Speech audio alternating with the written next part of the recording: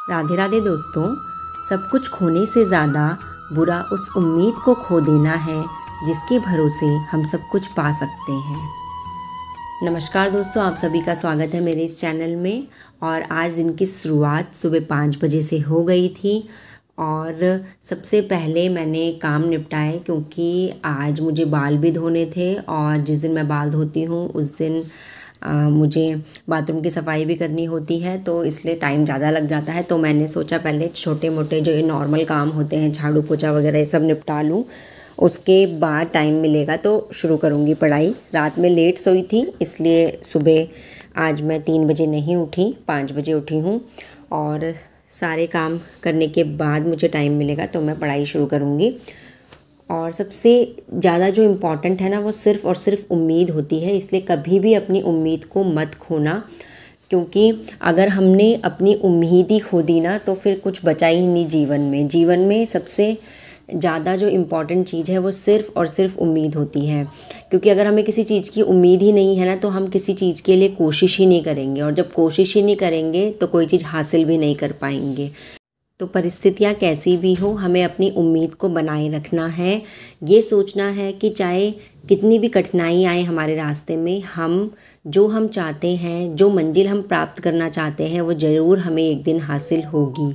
और इसी उम्मीद के साथ हम रोज़ अपनी सुबह की शुरुआत किया करेंगे और हमेशा भगवान को हर चीज़ के लिए शुक्रिया अदा किया करेंगे कि जो भी आपने दिया है उसके लिए शुक्रिया। क्योंकि जब आप ऐसा करते हैं ना, क्योंकि खाना खाते समय आप भगवान को शुक्रिया करेंगे कि आपने ये अन्न हमको दिया है, और हर चीज़ का शुक्रिया कि जो आपने हमको दिया है, आपने हमें जैसी भी लाइफ दी है, क्योंकि कई लोग ऐसे हैं जिन्हें ये लाइफ भी नहीं मिली है, इससे भी नीचे की लाइफ मिली है, या फिर ऐसी लाइफ मिली है जिनकी लाइफ में हमसे भी ज़्यादा कठिनाइयाँ हैं, खाने के लिए 2 वक्त की रोटी भी नहीं है।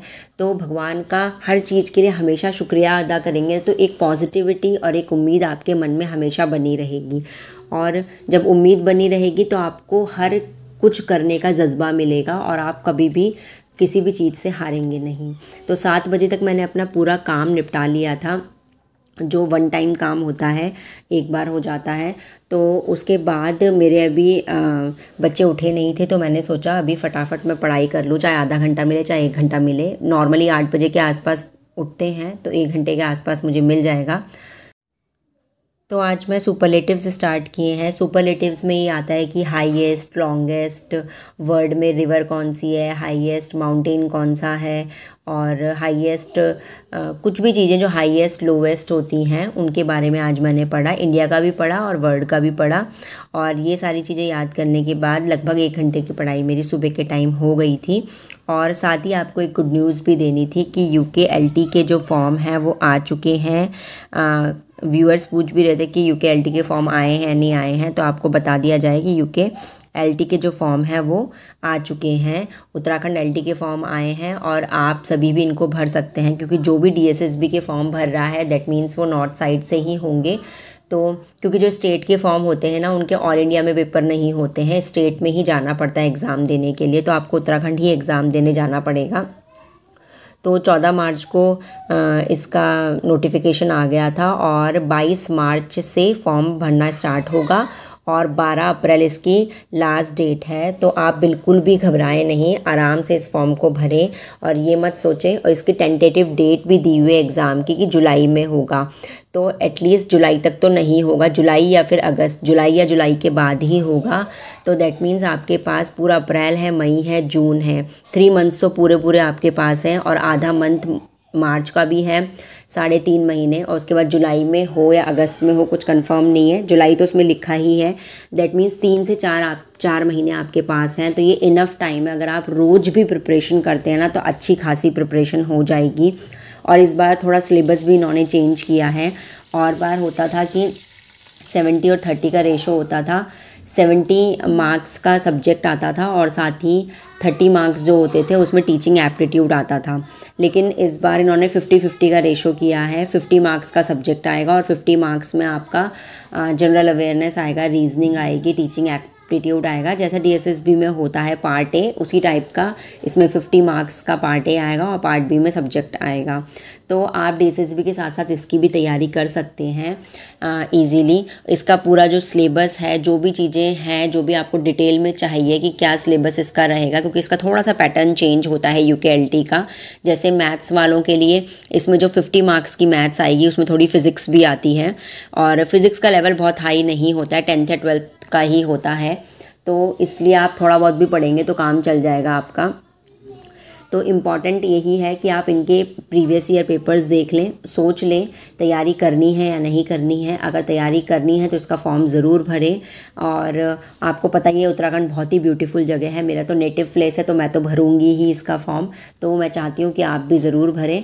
और क्योंकि हमें ना ये नहीं सोचना चाहिए कि एक ही चीज़ के भरोसे नहीं रहना चाहिए, क्योंकि जब आप तैयारी कर रहे हैं तो उससे मिलते जुलते सिलेबस से मिलते जुलते जो भी चीज़ें आपके आसपास के फॉर्म है तो वो आपको ज़रूर भरने चाहिए, क्योंकि DSSB के जैसा ही इसका है। क्योंकि पार्ट ए वहाँ भी आप तैयारी करेंगे तो 50 मार्क्स की आपकी यहाँ पे भी तैयारी हो जाएगी, उसी के साथ वहाँ सब्जेक्ट की तैयारी करेंगे तो यहाँ पे भी आपकी सब्जेक्ट की तैयारी हो जाएगी। तो इसलिए आपको मेरे हिसाब से तो ये फॉर्म भर देना चाहिए। और वैसे भी जुलाई में एग्ज़ाम है तो आपके पास इनफ टाइम है कि आप प्रिपरेशन कर सकें। अभी से प्रिपरेशन करेंगे तो हो जाएगा। और इसका जो नोटिफिकेशन है उसका लिंक मैं आपको डिस्क्रिप्शन में दे दूँगी। आप पूरा सब कुछ देख सकते हैं कि कौन कौन ये फॉर्म भर सकता है, क्या सब्जेक्ट कॉम्बिनेशंस हैं और कितने कितने जो सिलेबस है इसका वो क्या क्या आएगा, क्या एज क्राइटेरिया है, सब कुछ उसमें मेंशन है। तो इसलिए आपको फ़िक्र करने की ज़रूरत नहीं है। डिस्क्रिप्शन में आपको लिंक मिल जाएगा, पूरा नोटिफिकेशन मैंने डाउनलोड किया हुआ है और वहाँ पे मैं दे दूँगी। तो बस फिर शाम के टाइम भी मैंने पढ़ाई की थी, वो कैब की थी मैंने इंग्लिश की, और आइडियम फ्रेजेस किए थे, और साथ ही मैंने मैथ्स के क्वेश्चंस भी किए थे। और एक व्यूअर ने मुझसे पूछा था कि आपने जो यूथ पब्लिकेशन है उसके कितने क्वेश्चंस कर लिए हैं। तो फ़िलहाल बीच में मैंने यूथ पब्लिकेशन नहीं, आई थिंक 1300 या 1400 क्वेश्चंस मैंने किए हैं अभी तक। और आजकल मैं टेक्स्ट बुक जो ऐप मैंने डाउनलोड किया है उससे मैं मैथ्स के क्वेश्चंस कर रही हूँ, रीजनिंग के क्वेश्चंस कर रही हूँ। उसमें भी काफ़ी सारे प्रैक्टिस के क्वेश्चंस हैं और थोड़े हाई लेवल के क्वेश्चंस भी हैं, तो इसलिए आजकल मैं वही कर रही हूँ। तो इसलिए अभी मैंने यूथ पब्लिकेशन आजकल मैं नहीं उठा रही हूँ, आजकल मैं टेक्स्ट बुक से प्रिपरेशन कर रही हूँ, प्रैक्टिस कर रही हूँ। तो वही कि चेंजेस लाने चाहिए। हमेशा एक जैसा पैटर्न होता है ना तो बोरियत भी आ जाती है, इसलिए कभी इससे कर लेती हूँ, कभी उससे कर लेती हूँ। इसलिए मेरा टाइम का भी ऐसे ही रहता है, कभी मैं 3 बजे उठ जाती हूँ, कभी 4 बजे, कभी 5 बजे। वो डिपेंड करता है रात में कितनी बजे आप सोए हैं। अगर मैं जल्दी सोती हूँ तो जल्दी उठती हूँ, लेट सोती हूँ तो फिर लेट उठती हूँ। एक व्यूअर ने ये भी पूछा था कि आप कितने बजे सोते हैं। देखिए, मुझे मिनिमम मैं 5 आवर्स की नींद लेती हूँ, और मतलब 6 तो मैक्सिमम ही है, मोस्टली 5 सवा 5 घंटे ही सोती हूँ रोज़ ही। दिन में बहुत रेयर कभी चांसेस हैं कि हफ्ते 10 दिन में एक दिन कभी सोई तो आधा घंटा पौना घंटा, अदरवाइज़ मैं 5 घंटे की ही नींद लेती हूँ। तो वो डिपेंड करता है, रात में 9 बजे सो गई या 10 बजे सो गई तो 3 बजे उठ जाती हूँ। अगर रात में 11-12 बजे सोई तो फिर मैं सुबह 5 घंटे के बाद ही उठती हूँ। तो ये डिपेंड करता है। और उसी के साथ शाम को फिर मैंने खाना वाना फटाफट बना लिया था, और खाना वाना बना के मैं फिर दोबारा से पढ़ाई करने के लिए बैठ गई थी। और देखिए, पढ़ना बहुत बहुत बहुत ज़रूरी है, और बहुत सारे फॉर्म्स आए हुए हैं। DSSB का फॉर्म आप लोगों ने भर ही लिया है, UKLT का फॉर्म आया हुआ है, चंडीगढ़ TGT का फॉर्म आया हुआ है। तो आपके पास अपॉर्चुनिटी की कमी नहीं है, सिर्फ़ और सिर्फ एक डेडिकेशन चाहिए, एक उम्मीद चाहिए कि आप कर लेंगे। और आप जैसे भी करिए, अपना टाइम मैनेज करिए। ये जो 4-5 महीने हैं ना, ये बहुत ज़्यादा क्रूशियल है, इनको बिल्कुल भी वेस्ट मत कीजिए। एक एक सेकंड, एक एक मिनट आपके लिए बहुत कीमती है, क्योंकि जब भी आप डिमोटिवेट होते हैं ना, और या फिर जब भी ऐसा लगता है कि हमसे नहीं हो पाएगा, तो आप उस सपने के बारे में सोचिए ना कि जिस दिन बन जाएंगे उस दिन क्या फीलिंग होगी। वही फीलिंग आपको मोटिवेट करेगी, और कोई मोटिवेट नहीं करेगा। सिर्फ 4-5 महीने मेहनत करके अगर आप अच्छी पोस्ट में पहुंच जाते हैं तो आप खुद सोचिए ना कि इससे अच्छा क्या होगा। फिर ज़िंदगी भर आपने ऐश ही करनी है।